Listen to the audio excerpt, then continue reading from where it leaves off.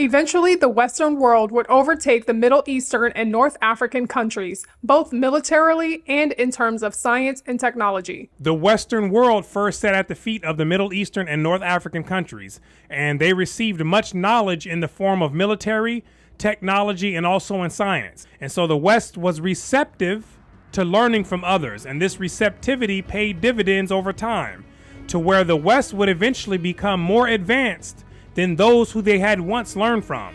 But how did this happen, right? What caused this change in their relationship? Let's find out as we continue reading in the book, Wealth, Poverty, and Politics by Dr. Thomas Sowell. But now the Islamic countries were by no means as receptive to the cultural advances made in the Western countries as the West had once been when the countries of the Middle East and North Africa were ascendant, or as the Islamic world itself had once been receptive to absorbing cultural advances from other societies.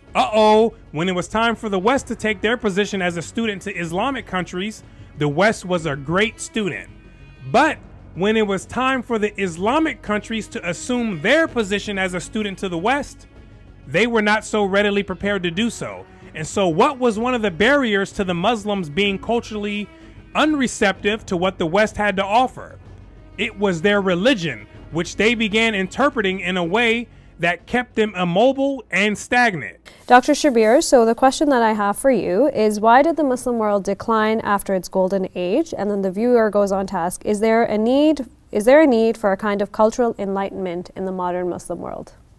Well, one of the reasons for our decline is in fact hinted at in the question itself. Yes, there's been a kind of an intellectual stagnation in the Muslim world, and this has a number of underlying causes. One of the causes is that Muslims tended to look back at Islamic practice as being something stagnant that is fixed in form, and we just simply reproduce. Moreover, Islamic theology was thought to be already defined for us in the previous centuries, and so all we need to do is follow what the previous scholars have said. So there's no more thinking. In fact, people became afraid to think, because if you think, you might arrive at a conclusion which might be deemed to be unorthodox, and therefore the best way to save yourself from lack of orthodoxy is just simply to stop thinking altogether. لما تطورت الازدهار في ماذا؟ ازدهار في كل شيء، في التقنية مثلا، في قيمة الإنسان، في حرياته، في حفظ كرامته، في تطور العلم، في تطور التقنيات، في تطور الحياة. هل ترى أنه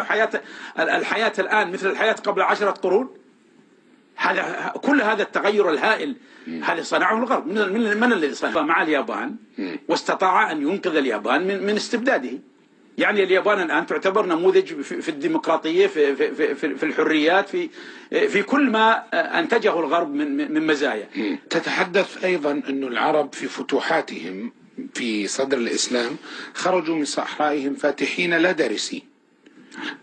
ماذا تقصد بفاتحين لا دارسين أستاذ إبراهيم؟ يعني أنا أرى أنه العرب استمروا خلال القرون وما زالوا يعتقدون أن لديهم من العلم الكفاية، ولديهم من العلم والحكمة الكفاية، وأنهم ليسوا محتاجين إلى أن يتعلموا من الآخرين، لأنهم ظهروا على مسرح التاريخ كفاتحين وليسوا دارسين، ومعلمين وليسوا متعلمين. واستمرت عندهم هذا الوهم. مرشدين لا مسترشدين. نعم، ومرشدين لا مسترشدين. يعني ما زال هذا الوهم باقيا عندهم رغم أن الدنيا كلها تغيرت. الدنيا تغيرت وهم ما زالوا يظنون أنهم من واجبهم أن يعلموا الآخرين، من واجبهم أن يعلموا الآخرين، ومن واجب الآخرين أن يصغوا إليهم، وهم ليس لديهم أصلا أن يقدموه للآخرين، ومع ذلك ما زالوا. ولهذا هذا الوهم الفظيع، هذا الشعور بالكمال، هذا الشعور بأنهم يجب أن يتعلموا من الآخرين، هو الذي جعلهم عاجزين عن أن يستفيدوا من حضارة العرب. This mutual receptivity to each other's culture in the Middle Ages is now very much part of a long gone past. One revealing sign of today's lack of cultural receptivity to Western culture in the Middle East is that in today's Arab world, about 300 million people in more than 20 countries, the number of books translated from other languages has been just 1/5 of the number translated by Greece alone, for a population of 11 million people. And what was the consequence of not valuing the importance of translating books from other cultures? They blocked themselves off from being in the know, right? And they kept themselves stuck in that little bubble of knowledge and awareness that they had, right? And so this is a major recipe for keeping oneself in the pit. Over a 5-year period, a United Nations study showed that the number of books translated in the Arab world was less than 1 book for every million Arabs, while in Hungary, there were 519 books translated for every million people, and in Spain, 920 books per million people. Put differently, Spain translates more books into Spanish annually than the Arabs have translated into Arabic in 1,000 years. Which means that there's very little outside knowledge that's filtering into the Arab world. But there's a whole bunch of Allah information that's circulating around the Arab world, and that's not going to be enough. This too was a pattern very different from the Islamic world of earlier centuries. Even the philosophy of ancient Greece once reached Western Europe in Arabic translations, which were in turn retranslated in Spain into Latin or into the vernacular languages of Western Europe. Cultural isolation can have effects very similar to the effects of geographic isolation, making it harder for individuals, groups, nations, or whole civilizations to keep up with the advances of others. Isolating oneself from the cultural advances of others has a similar effect to being geographically isolated. And so people who lived in the mountains or who lived in very rural areas, they were largely cut off from the wider society and all the advances that were made. And so the sub-Saharan region of Africa for the longest time was geographically isolated, and the consequences of that is that they remained in the pit, right? And they became very vulnerable to other people who came and took advantage of them being in that circumstance. And so when groups decide that they want to culturally isolate themselves from the rest of everyone, they set themselves up to be in a similar predicament. Understand? China's decline from world leadership in many fields was likewise marked by resistance to learning from others. Now we have China who fell into the pit because at one time they refused to learn from others. Come on with it. Early in the 15th century, the government of China imposed severe restrictions on contacts with the outside world, destroying the large ships in which a Chinese admiral had made voyages of exploration covering longer distances than Columbus' much smaller ships. These restrictions were done under the hygiene or the sea ban policies, where China banned all foreign trade and closed down its ports. And so during this time, China was a world leader, right, in many areas, and said by many sources to have been a world superpower at that time. And so they had the largest ships to demonstrate their power and superiority. But they slipped up. Such voyages were not only forbidden, but the building of ships capable of making such voyages was banned, and records of earlier voyages to what were regarded as the lands of foreign barbarians were destroyed. A 21st century American scientist assessed China's position as of the time this fateful decision was made. Before the decision, China had a fleet of ocean-going ships, bigger and more capable than any European ships. China was roughly level with Europe in scientific knowledge and far ahead in the technologies of printing, navigation, and rocketry. Like we talked about earlier, they slipped up by cutting themselves off from the rest of the world. And this is what happened. As a consequence of the decision, China fell disastrously behind in science and technology and is only catching up now after 600 years. They fell into the pit, and it has taken them 600 years to climb out of it.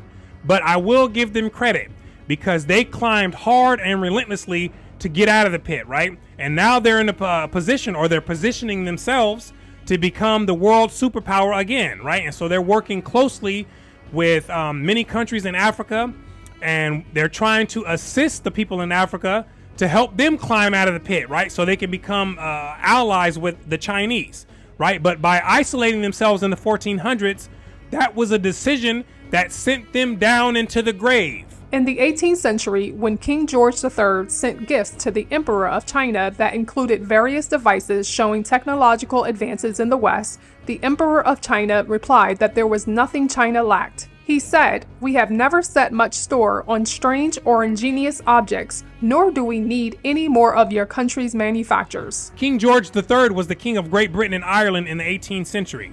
And so he sent gifts to the Emperor of China to display the technology of the West, right? And so this is similar to what Commodore Perry did when trying to get Japan to open up their borders. But the difference is Japan accepted the deal from the Americans, but the Chinese did not accept the deal coming from the British. A rejection of advances from another culture could hardly have been more explicit. or more catastrophic, as China became ever more vulnerable to Western imperialism as the technological gap between the two civilizations widened. And the West went in there and they preyed on their vulnerability. And so the West, they introduced opium from India into China, right? And this eventually led to the Opium Wars, where Hong Kong became a possession of the British. And so all this is a consequence, starting with a reluctancy of the Chinese to take on the advancements of other people. Since no given culture is better in all things, much less for all time, a lack of receptivity to the cultural advances made by others is a self-imposed isolation that can be as damaging as isolation imposed by geography. No given culture is better in all things, but some cultures are more fitting for certain desired outcomes, right? And even then, what is most fitting at one particular time, it may not be most fitting at another time when something better is discovered or something better is invented. And so this goes to show the importance of having an adapting mindset, right? Holding on to nothing forever and being able to take on new things when it's most beneficial, right? And so people, groups, or countries who refuse to adapt, they're just going to repeat history, right? And then in the blink of an eye, one day they will lift up their eyes and look around and see themselves in the pit where the light is dim and the way to escape is largely unknown, right? And so I want to thank you for watching all the way until the end.